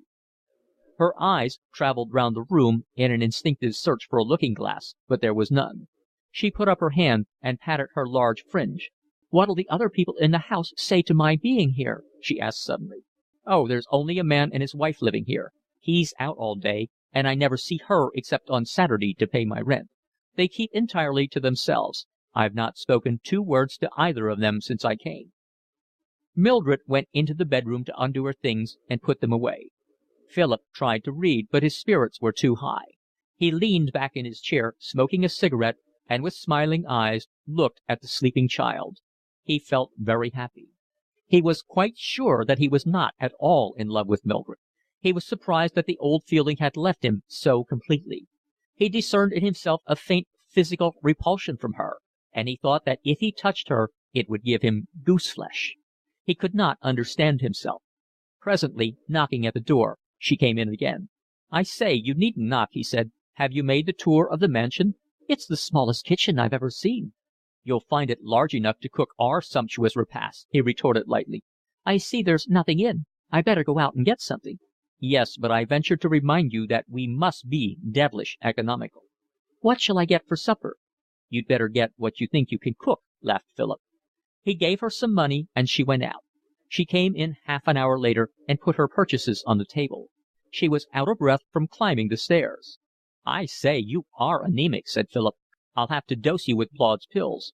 "It took me some time to find the shops. I bought some liver. That's tasty, isn't it? And you can't eat much of it, so it's more economical than butcher's meat." There was a gas stove in the kitchen, and when she had put the liver on, Mildred came into the sitting-room to lay the cloth. "Why are you only laying one place?" asked Philip. "Aren't you going to eat anything?" Mildred flushed. "I thought you might like me to have my meals with you." "Why on earth not?" "Well, I'm only a servant, aren't I?" "Don't be an ass. How can you be so silly?" He smiled, but her humility gave him a curious twist in his heart. Poor thing. He remembered what she had been when first he knew her. He hesitated for an instant. "Don't think I'm conferring any benefit on you," he said. It's simply a business arrangement. I'm giving you board and lodging in return for your work. You don't owe me anything. And there's nothing humiliating to you in it." She did not answer, but tears rolled heavily down her cheeks. Philip knew from his experience at the hospital that women of her class looked upon service as degrading. He could not help feeling a little impatient with her. But he blamed himself, for it was clear that she was tired and ill. He got up and helped her to lay another place at the table. The baby was awake now, and Mildred had prepared some Mellin's food for it. The liver and bacon were ready, and they sat down. For economy's sake, Philip had given up drinking anything but water, but he had in the house a half bottle of whiskey, and he thought a little would do Mildred good. He did his best to make the supper pass cheerfully, but Mildred was subdued and exhausted. When they had finished, she got up to put the baby to bed. "I think you'll do well to turn in early yourself," said Philip. "You look absolute done up." "I think I will after I've washed up." Philip lit his pipe and began to read. It was pleasant to hear somebody moving about in the next room. Sometimes his loneliness had oppressed him. Mildred came in to clear the table, and he heard the clatter of plates as she washed up. Philip smiled as he thought how characteristic it was of her that she should do all that in a black silk dress. But he had work to do, and he brought his book up to the table. He was reading Osler's Medicine, which had recently taken the place in the student's favour of Taylor's work, for many years the textbook most in use. Presently Mildred came in, rolling down her sleeves. Philip gave her a casual glance, but did not move. The occasion was curious, and he felt a little nervous. He feared that Mildred might imagine he was going to make a nuisance of himself, and he did not quite know how without brutality to reassure her. "By the way, I've got a lecture at 9, so I should want breakfast at 8:15. Can you manage that?" "Oh, yes. Why, when I was in Parliament Street I used to catch the 8:12 from Herne Hill every morning." "I hope you'll find your room comfortable. You'll be a different woman tomorrow after a long night in bed." "I suppose you work till late?" "I generally work till about 11 or half past." "I'll say good night then." "Good night." The table was between them. He did not offer to shake hands with her. She shut the door quietly. He heard her moving about in the bedroom, and in a little while he heard the creaking of the bed as she got in. Chapter 91. Of Human Bondage by W. Somerset Maugham. Chapter 92. The following day was Tuesday. Philip, as usual, hurried through his breakfast and dashed off to get to his lecture at 9. He had only time to exchange a few words with Mildred. When he came back in the evening, he found her seated at the window, darning his socks. "I say, you are industrious," he smiled. "What have you been doing with yourself all day?" "Oh, I gave the place a good cleaning, and then I took baby out for a little." She was wearing an old black dress, the same as she had worn as uniform when she served in the tea shop. It was shabby, but she looked better in it than in the silk of the day before. The baby was sitting on the floor. She looked up at Philip with large, mysterious eyes, and broke into a laugh when he sat down beside her and began playing with her bare toes. The afternoon sun came into the room and shed a mellow light. "It's rather jolly to come back and find someone about the place. A woman and a baby make very good decoration in a room." He had gone to the hospital dispensary and got a bottle of Blaud's pills.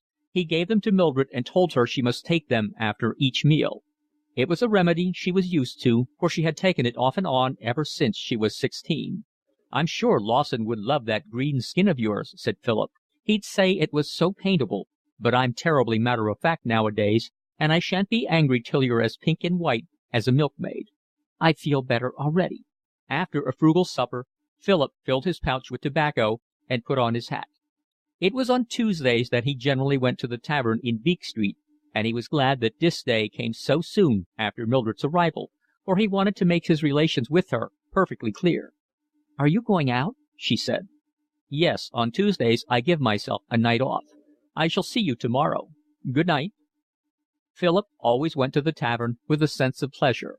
McAllister, the philosophic stockbroker, was generally there and glad to argue upon any subject under the sun.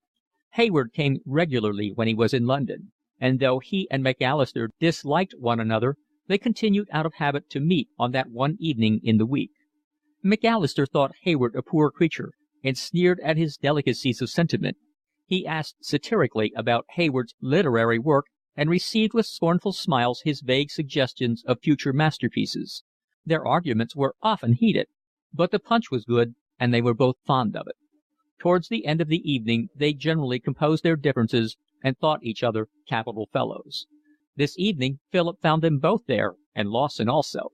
Lawson came more seldom now that he was beginning to know people in London, and went out to dinner a good deal.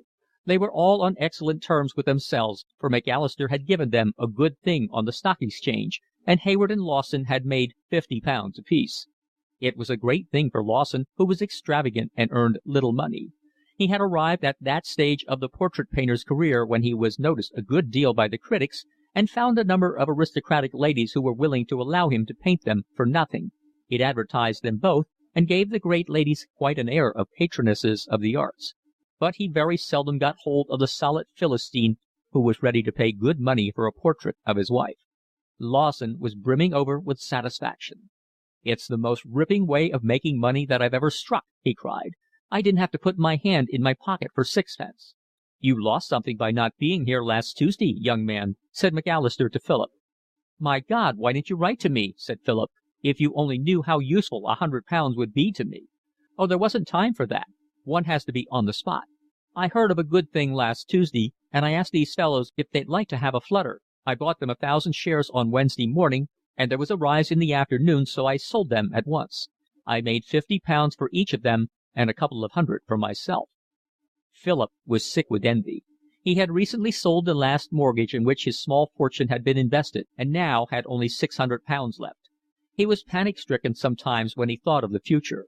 He had still to keep himself for 2 years before he could be qualified, and then he meant to try for hospital appointments, so that he could not expect to earn anything for 3 years at least. With the most rigid economy he would not have more than £100 left then. It was very little to have as a stand-by in case he was ill and could not earn money, or found himself at any time without work. A lucky gamble would make all the difference to him. "Oh, well, it doesn't matter," said Macalister. "Something is sure to turn up soon. There'll be a boom in South Africans again one of these days, and then I'll see what I can do for you." Macalister was in the Kaffir market, and often told them stories of the sudden fortunes that had been made in the great boom year of a year or two back. "Well, don't forget next time."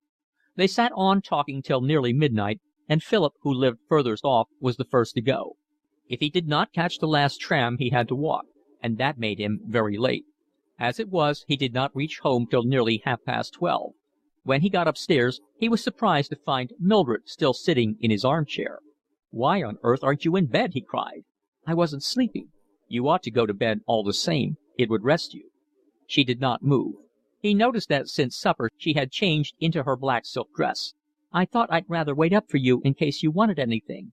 She looked at him, and the shadow of a smile played upon her thin pale lips. Philip was not sure whether he understood or not. He was slightly embarrassed, but assumed a cheerful, matter-of-fact air. "It's very nice of you, but it's very naughty also. Run off to bed as fast as you can, or you won't be able to get up tomorrow morning." "I don't feel like going to bed." "Nonsense," he said coldly. She got up a little sulkily and went into her room. He smiled when he heard her lock the door loudly. The next few days passed without incident. Mildred settled down in her new surroundings. When Philip hurried off after breakfast, she had the whole morning to do the housework. They ate very simply, but she liked to take a long time to buy the few things they needed.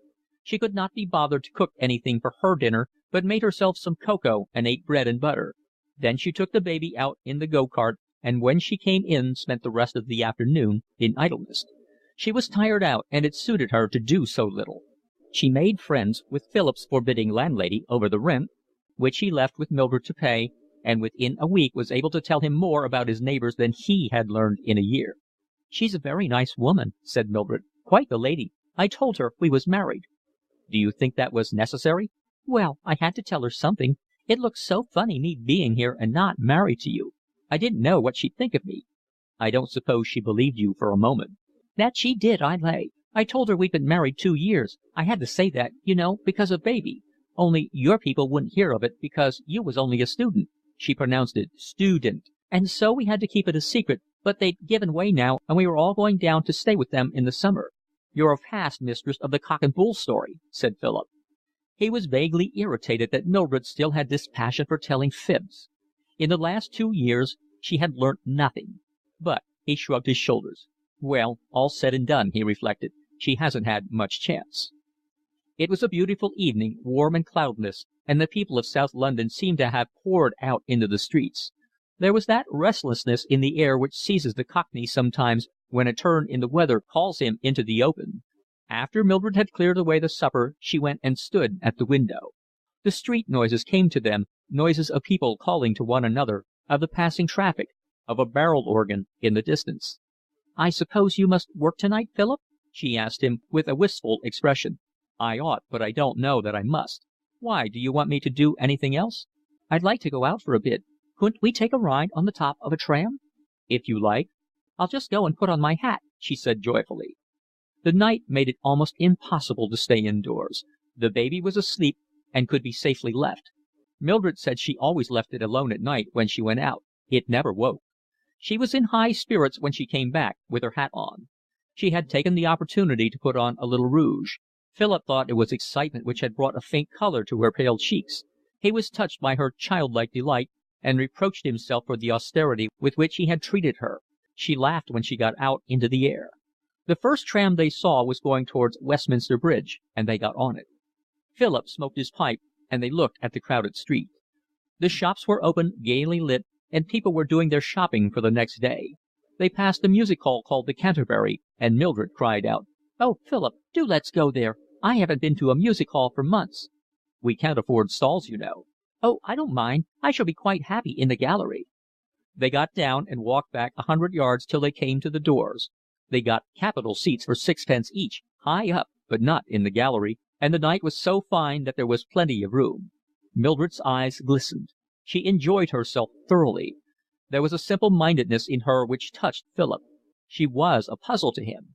Certain things in her still pleased him, and he thought that there was a lot in her which was very good. She had been badly brought up, and her life was hard. He had blamed her for much that she could not help. And it was his own fault if he had asked virtues from her which it was not in her power to give. Under different circumstances she might have been a charming girl. She was extraordinarily unfit for the battle of life. As he watched her now in profile, her mouth slightly open and that delicate flush on her cheeks, he thought she looked strangely virginal. He felt an overwhelming compassion for her, and with all his heart he forgave her for the misery she had caused him. The smoky atmosphere made Philip's eyes ache, but when he suggested going, she turned to him with beseeching face and asked him to stay till the end. He smiled and consented. She took his hand and held it for the rest of the performance. When they streamed out with the audience into the crowded street, she did not want to go home. They wandered up the Westminster Bridge Road, looking at the people. "I've not had such a good time as this for months," she said. Philip's heart was full, and he was thankful to the fates because he had carried out his sudden impulse to take Mildred and her baby into his flat. It was very pleasant to see her happy gratitude. At last she grew tired, and they jumped on a tram to go home. It was late now, and when they got down and turned into their own street, there was no one about. Mildred slipped her arm through his. "It's just like old times, Phil," she said. She had never called him Phil before. That was what Griffiths called him, and even now it gave him a curious pang. He remembered how much he had wanted to die then. His pain had been so great that he had thought quite seriously of committing suicide. It all seemed very long ago. He smiled at his past self.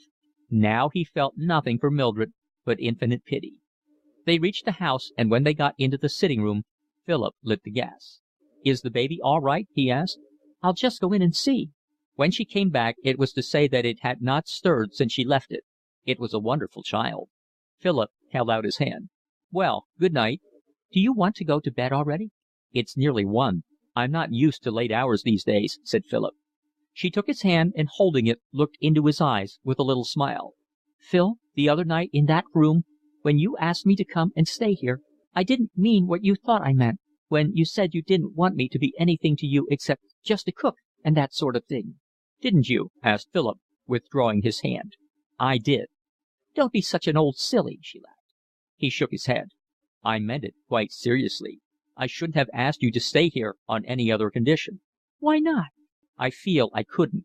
I can't explain it, but it would spoil it all. She shrugged her shoulders. "Oh, very well, it's just as you choose. I'm not one to go down on my hands and knees for that and chance it." She went out, slamming the door behind her. Chapter 93. Next morning Mildred was sulky and taciturn. She remained in her room till it was time to get the dinner ready. She was a bad cook, and could do little more than chops and steaks, and she did not know how to use up odds and ends, so that Philip was obliged to spend more money than he had expected. When she served up, she sat down opposite Philip, but would eat nothing. He remarked on it. She said she had a bad headache and was not hungry. He was glad that he had somewhere to spend the rest of the day. The Athelnys were cheerful and friendly. It was a delightful and an unexpected thing to realize that everyone in that household looked forward with pleasure to his visit. Mildred had gone to bed when he came back, but next day she was still silent. At supper she sat with a haughty expression on her face and a little frown between her eyes. It made Philip impatient, but he told himself that he must be considerate to her. He was bound to make allowance. "You're very silent," he said with a pleasant smile. "I'm paid to cook and clean. I didn't know I was expected to talk as well." He thought it an ungracious answer, but if they were going to live together he must do all he could to make things go easily. "I'm afraid you're cross with me about the other night," he said. It was an awkward thing to speak about, but apparently it was necessary to discuss it. "I don't know what you mean," she answered. "Please don't be angry with me. I should never have asked you to come and live here if I'd not meant our relations to be merely friendly. I suggested it because I thought you wanted a home and you would have a chance of looking about for something to do." "Oh, don't think I care." "I don't for a moment," he hastened to say. "You mustn't think I'm ungrateful. I realize that you only proposed it for my sake. It's just a feeling I have, and I can't help it. It would make the whole thing ugly and horrid." "You are funny," she said, looking at him curiously. "I can't make you out." She was not angry with him now, but puzzled. She had no idea what he meant. She accepted the situation. She had indeed a vague feeling that he was behaving in a very noble fashion, and that she ought to admire it. But also she felt inclined to laugh at him and perhaps even to despise him a little. "He's a rum customer," she thought. Life went smoothly enough with them. Philip spent all day at the hospital and worked at home in the evening except when he went to the Athelnys or to the tavern in Beak Street.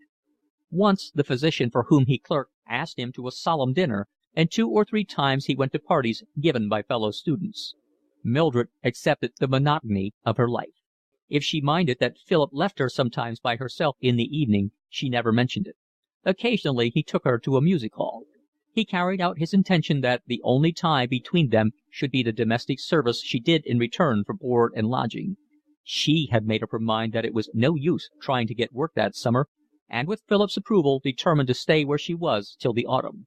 She thought it would be easy to get something to do then. "As far as I'm concerned you can stay on here until you've got a job if it's convenient. The room's there, and the woman who did for me before can come in to look after the baby." He grew very much attached to Mildred's child. He had a naturally affectionate disposition which had had little opportunity to display itself. Mildred was not unkind to the little girl. She looked after her very well, and once when she had a bad cold proved herself a devoted nurse. But the child bored her, and she spoke to her sharply when she bothered. She was fond of her, but had not the maternal passion which might have induced her to forget herself. Mildred had no demonstrativeness, and she found the manifestations of affection ridiculous. When Philip sat with the baby on his knees, playing with it and kissing it, she laughed at him.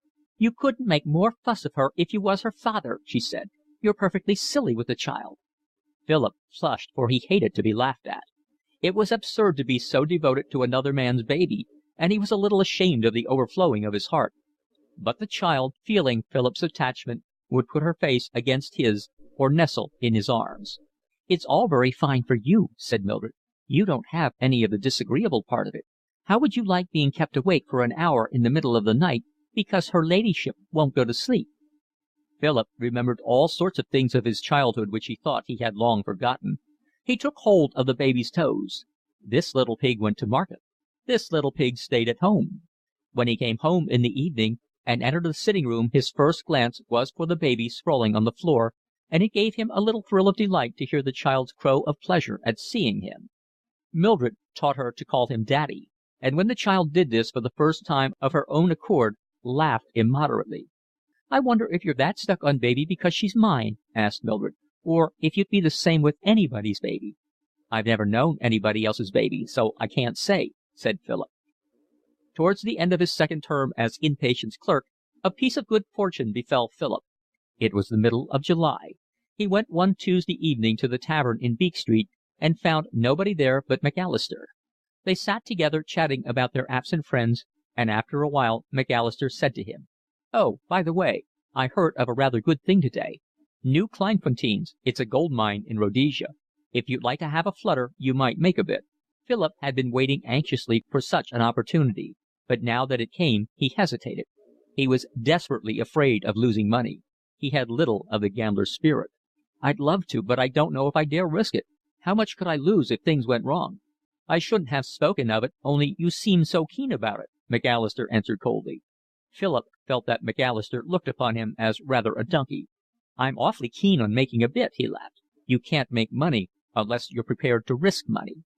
Macalister began to talk of other things, and Philip, while he was answering him, kept thinking that if the venture turned out well the stockbroker would be very facetious at his expense next time they met. Macalister had a sarcastic tongue. "I think I will have a flutter if you don't mind," said Philip anxiously. "All right, I'll buy you 250 shares, and if I see a half-crown rise I'll sell them at once." Philip quickly reckoned out how much that would amount to, and his mouth watered.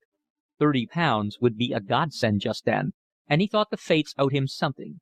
He told Mildred what he had done when he saw her at breakfast the next morning. She thought him very silly. "I never knew anyone who made money on the Stock Exchange," she said. "That's what Emil always said. You can't expect to make money on the Stock Exchange, he said." Philip bought an evening paper on his way home and turned at once to the money columns. He knew nothing about these things and had difficulty in finding the stock which Macalister had spoken of. He saw they had advanced a quarter. His heart leaped, and then he felt sick with apprehension in case Macalister had forgotten or for some reason had not bought. Macalister had promised to telegraph. Philip could not wait to take a tram home. He jumped into a cab. It was an unwonted extravagance. "Is there a telegram for me?" he said, as he burst in. "No," said Mildred. His face fell, and in bitter disappointment he sank heavily into a chair.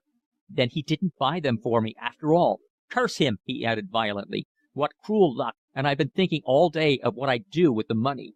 "Why, what were you going to do?" she asked. "What's the good of thinking about that now? Oh, I wanted the money so badly." She gave a laugh and handed him a telegram. "I was only having a joke with you. I opened it." He tore it out of her hands. Macalister had bought him 250 shares and sold them at the half-crown profit he had suggested. The commission note was to follow next day. For one moment Philip was furious with Mildred for her cruel jest, but then he could only think of his joy. "It makes such a difference to me," he cried. "I'll stand you a new dress if you like." "I wanted it badly enough," she answered. "I'll tell you what I'm going to do. I'm going to be operated upon at the end of July." "Why? Have you got something the matter with you?" she interrupted. It struck her that an illness she did not know might explain what had so much puzzled her. He flushed, for he hated to refer to his deformity.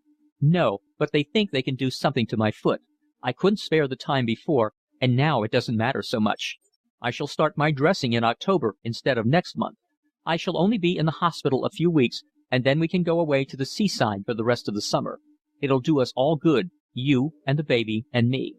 "Oh, let's go to Brighton, Philip. I like Brighton. You get such a nice class of people there." Philip had vaguely thought of some little fishing village in Cornwall, but as she spoke it occurred to him that Mildred would be bored to death there. "I don't mind where we go as long as I get the sea." He did not know why, but he had suddenly an irresistible longing for the sea. He wanted to bathe, and he thought with delight of splashing about in the salt water. He was a good swimmer, and nothing exhilarated him like a rough sea. "I say, it will be jolly," he cried. "It'll be like a honeymoon, won't it?" she said. "How much can I have for my new dress, Phil?" Chapter 94. Philip asked Mr. Jacobs, the assistant surgeon for whom he had dressed, to do the operation. Jacobs accepted with pleasure, since he was interested just then in neglected talipes and was getting together materials for a paper. He warned Philip that he could not make his foot like the other, but he thought he could do a good deal, and though he would always limp, he would be able to wear a boot less unsightly than that which he had been accustomed to. Philip remembered how he had prayed to a God who was able to remove mountains for him who had faith, and he smiled bitterly. "I don't expect a miracle," he answered. "I think you're wise to let me try what I can do. You'll find a club foot rather a handicap in practice. The layman is full of fads, and he doesn't like his doctor to have anything the matter with him." Philip went into a small ward, which was a room on the landing outside each ward, reserved for special cases. He remained there a month, for the surgeon would not let him go till he could walk, and, bearing the operation very well, he had a pleasant enough time. Lawson and Athelny came to see him, and one day Mrs. Athelny brought two of her children. Students whom he knew looked in now and again to have a chat. Mildred came twice a week. Everyone was very kind to him, and Philip, always surprised when anyone took trouble with him, was touched and grateful. He enjoyed the relief from care. He need not worry there about the future, neither whether his money would last out nor whether he would pass his final examinations, and he could read to his heart's content. He had not been able to read much of late, since Mildred disturbed him. She would make an aimless remark when he was trying to concentrate his attention, and would not be satisfied unless he answered. Whenever he was comfortably settled down with a book, she would want something done and would come to him with a cork she could not draw or a hammer to drive in a nail. They settled to go to Brighton in August. Philip wanted to take lodgings, but Mildred said that she would have to do housekeeping, and it would only be a holiday for her if they went to a boarding house. "I have to see about the food every day at home. I get that sick of it I want a thorough change." Philip agreed, and it happened that Mildred knew of a boarding house at Kemp Town where they would not be charged more than 25 shillings a week each. She arranged with Philip to write about rooms, but when he got back to Kennington he found that she had done nothing. He was irritated. "I shouldn't have thought you had so much to do as all that," he said. "Well, I can't think of everything. It's not my fault if I forget, is it?" Philip was so anxious to get to the sea that he would not wait to communicate with the mistress of the boarding house. "We'll leave the luggage at the station and go to the house and see if they've got rooms. And if they have, we can just send an outside porter for our traps." "You can please yourself," said Mildred stiffly. She did not like being reproached, and, retiring huffily into a haughty silence, she sat by listlessly while Philip made the preparations for their departure. The little flat was hot and stuffy under the August sun, and from the road beat up a malodorous sultriness. As he lay in his bed in the small ward with its red distempered walls, he had longed for fresh air and the splashing of the sea against his breast. He felt he would go mad if he had to spend another night in London. Mildred recovered her good temper when she saw the streets of Brighton crowded with people making holiday, and they were both in high spirits as they drove out to Kemp Town. Philip stroked the baby's cheek. "We shall get a very different colour into them when we've been down here a few days," he said, smiling. They arrived at the boarding house and dismissed the cab. An untidy maid opened the door and, when Philip asked if they had rooms, said she would inquire. She fetched her mistress. A middle-aged woman, stout and businesslike, came downstairs, gave them the scrutinizing glance of her profession, and asked what accommodation they required. "2 single rooms, and if you've got such a thing, we'd rather like a cot in one of them." "I'm afraid I haven't got that. I've got one nice large double room, and I could let you have a cot." "I don't think that would do," said Philip. "I could give you another room next week. Brighton's very full just now, and people have to take what they can get." "If it were only for a few days, Philip, I think we might be able to manage," said Mildred. "I think 2 rooms would be more convenient. Can you recommend any other place where they take boarders?" "I can, but I don't suppose they'd have room any more than I have." "Perhaps you wouldn't mind giving me the address?" The house the stout woman suggested was in the next street, and they walked towards it. Philip could walk quite well, though he had to lean on a stick, and he was rather weak. Mildred carried the baby. They went for a little in silence, and then he saw she was crying. It annoyed him, and he took no notice, but she forced his attention. "Lend me a hanky, will you? I can't get at mine with baby," she said in a voice strangled with sobs, turning her head away from him. He gave her his handkerchief, but said nothing. She dried her eyes, and as he did not speak, went on. "I might be poisonous." "Please don't make a scene in the street," he said. "It'll look so funny insisting on separate rooms like that. What'll they think of us?" "If they knew the circumstances, I imagine they'd think us surprisingly moral," said Philip. She gave him a sidelong glance. "You're not going to give it away that we're not married?" she asked quickly. "No." "Why won't you live with me as if we were married then?" "My dear, I can't explain. I don't want to humiliate you, but I simply can't. I daresay it's very silly and unreasonable, but it's stronger than I am. I loved you so much that now—" He broke off. After all, there's no accounting for that sort of thing. A fat lot you must have loved me, she exclaimed. The boarding house to which they had been directed was kept by a bustling maiden lady with shrewd eyes and voluble speech. They could have one double room for 25 shillings a week each, and 5 shillings extra for the baby, or they could have 2 single rooms for £1 a week more. I have to charge that much more, the woman explained apologetically, because if I'm pushed to it, I can put 2 beds even in the single room. I dare say that won't ruin us. What do you think, Mildred?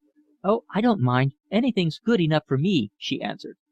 Philip passed off her sulky reply with a laugh, and then, the landlady having arranged to send for their luggage, they sat down to rest themselves. Philip's foot was hurting him a little, and he was glad to put it up on a chair. I suppose you don't mind my sitting in the same room with you, said Mildred aggressively. Don't let's quarrel, Mildred, he said gently. I didn't know you was so well off you could afford to throw away £1 a week. Don't be angry with me. I assure you it's the only way we can live together at all. I suppose you despise me. That's it. Of course I don't. Why should I? It's so unnatural. Is it? You're not in love with me, are you? Me? What do you take me for?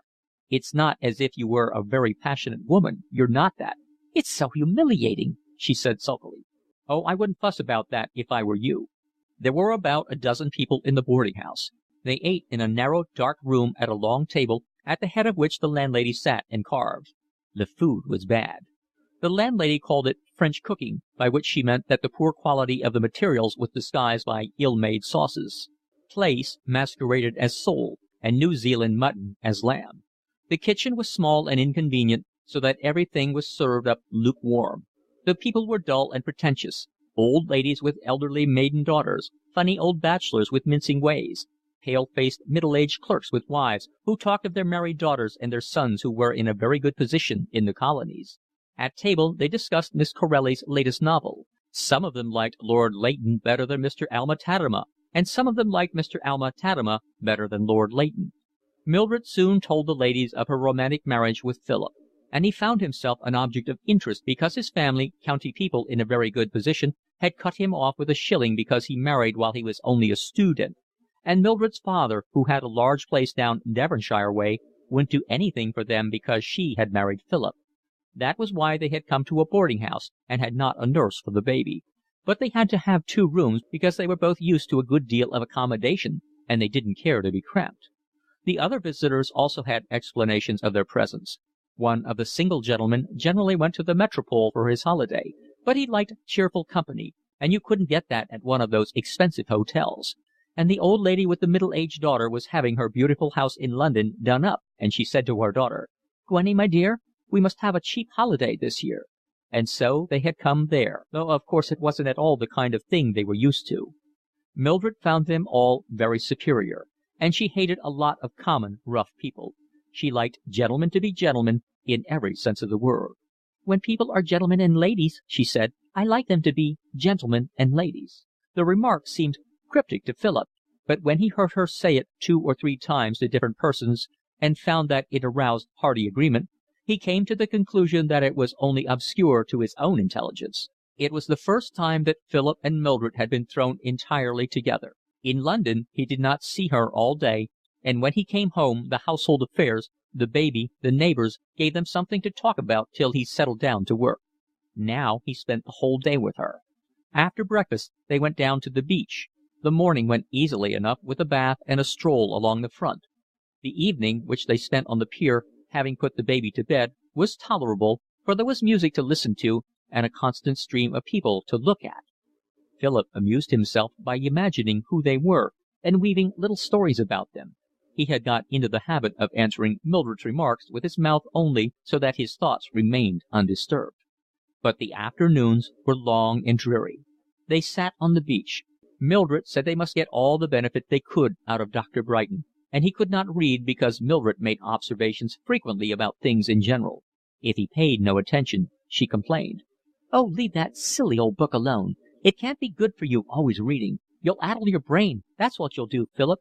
Oh, rot, he answered. Besides, it's so unsociable. He discovered that it was difficult to talk to her. She had not even the power of attending to what she was herself saying, so that a dog running in front of her, or the passing of a man in a loud blazer would call forth a remark, and then she would forget what she had been speaking of. She had a bad memory for names, and it irritated her not to be able to think of them, so that she would pause in the middle of some story to rack her brains. Sometimes she had to give it up, but it often occurred to her afterwards, and when Philip was talking of something she would interrupt him. "Collins, that was it. I knew it would come back to me sometime. Collins, that's the name I couldn't remember." It exasperated him because it showed that she was not listening to anything he said, and yet if he was silent she reproached him for sulkiness. Her mind was of an order that could not deal for 5 minutes with the abstract, and when Philip gave way to his taste for generalizing, she very quickly showed that she was bored. Mildred dreamt a great deal, and she had an accurate memory for her dreams, which she would relate every day with prolixity. One morning he received a long letter from Thorpe Athelny.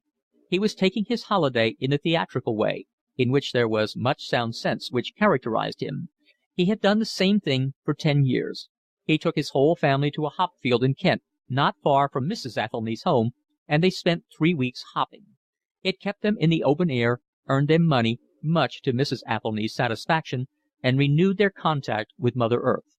It was upon this that Athelny laid stress. The sojourn in the fields gave them a new strength. It was like a magic ceremony by which they renewed their youth and the power of their limbs and the sweetness of their spirit.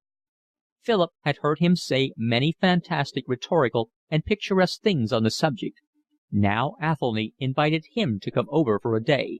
He had certain meditations on Shakespeare and the musical glasses which he desired to impart, and the children were clamoring for a sight of Uncle Philip. Philip read the letter again in the afternoon when he was sitting with Mildred on the beach. He thought of Mrs. Athelny, cheerful mother of many children with her kindly hospitality and her good humour; of Sally, grave for her years, with funny little maternal ways and an air of authority, with her long plait of fair hair and her broad forehead; and then in a bunch of all the others, merry, boisterous, healthy, and handsome. His heart went out to them. There was one quality which they had that he did not remember to have noticed in people before, and that was goodness. It had not occurred to him till now, but it was evidently the beauty of their goodness which attracted him. In theory he did not believe in it. If morality were no more than a matter of convenience, good and evil had no meaning. He did not like to be illogical, but here was simple goodness, natural and without effort, and he thought it beautiful. Meditating, he slowly tore the letter into little pieces. He did not see how he could go without Mildred, and he did not want to go with her. It was very hot, the sky was cloudless, and they had been driven to a shady corner.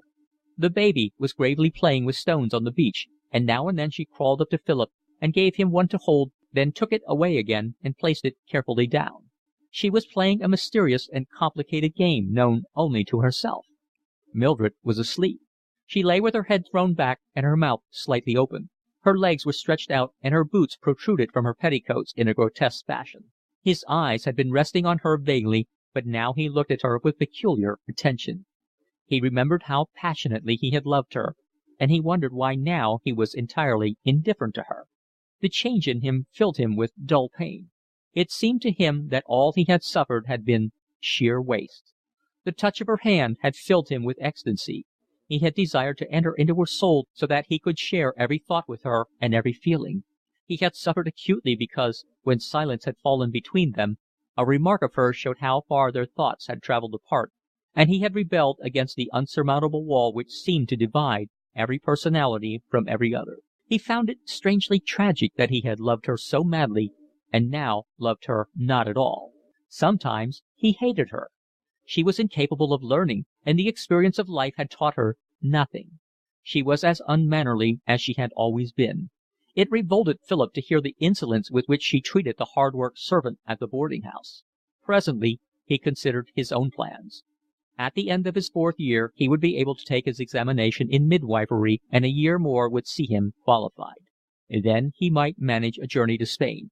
He wanted to see the pictures which he knew only from photographs. He felt deeply that El Greco held a secret of peculiar moment to him, and he fancied that in Toledo he would surely find it out. He did not wish to do things grandly, and on £100 he might live for 6 months in Spain.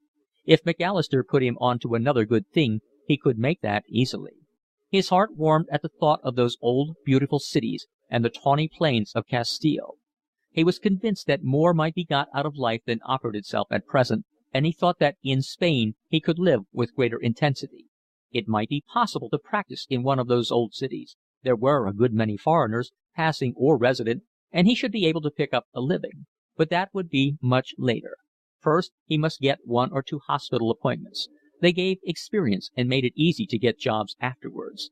He wished to get a berth as ship's doctor on one of the large tramps that took things leisurely enough for a man to see something of the places at which they stopped.